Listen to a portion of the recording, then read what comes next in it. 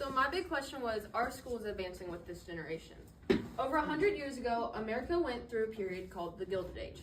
In the Gilded Age, schools were not created because people wanted kids to learn, but because they wanted to industrialize kids' brains and train children for work. More than 100 years later, nothing has changed. W.E.B. Du Bois once said, "Education must not simply teach work, it must teach life."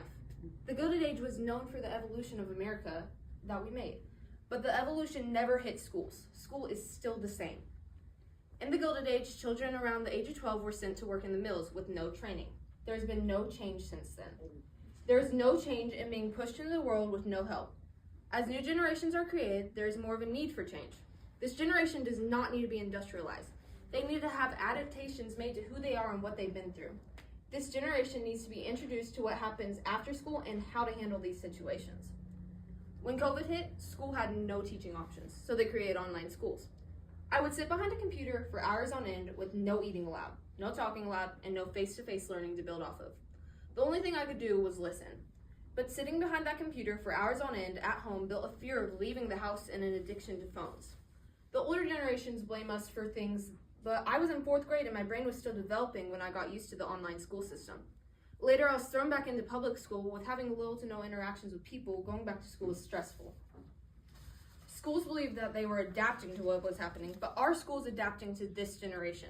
Our school's adapting to what makes this generation different. After COVID hit, children started skipping school more often. Being forced on computers caused homesickness and addiction, causing kids to feel sick whenever they would even get close to leaving their homes. Phones and computers built an addiction to where children got separation anxiety from leaving them. A psychology lecturer, Julia Albright, conducted a research on the addictions to phones, saying, "Swiping on apps is inherently rewarding due to the dopamine hit in the brain every time a new message is received. The affected area is the same pleasure center activated by cocaine and other addictive drugs." More children didn't want to be separated from the addiction, so they started skipping. Little do they know that skipping is making it worse. But schools have adapted to kids skipping, further harming them and pushing their addiction further. Parents and teachers blame everything we do and feel on phones, but they also let us do things that harm us in our developing brains. Jocelyn Gecker conducted a study that says emotional symptoms among teen girls were especially linked with missing lots of school. The longer kids stay home, the more they develop mental health issues, such as anxiety and depressions. Phones are not doing this, but creating habits of staying home and not stepping out into the world is. Our generation makes that thing that is okay.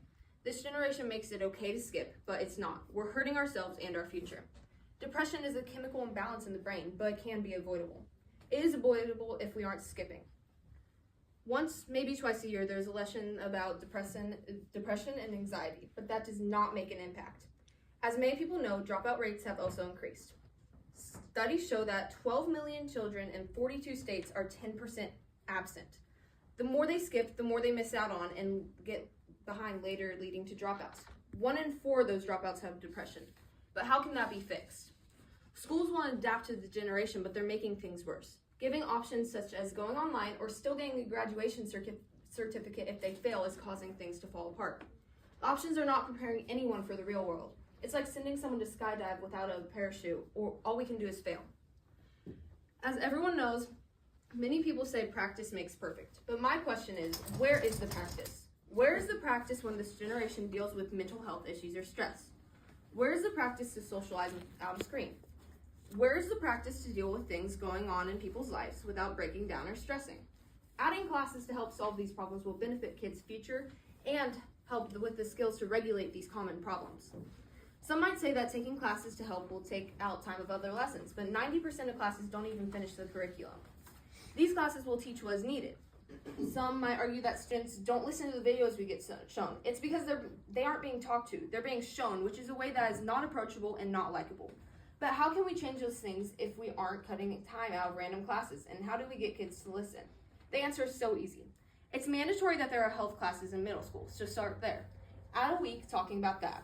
Then in high school, we have to take a mental health class to add a small course in there and show options to further talk about those problems for people who are concerned.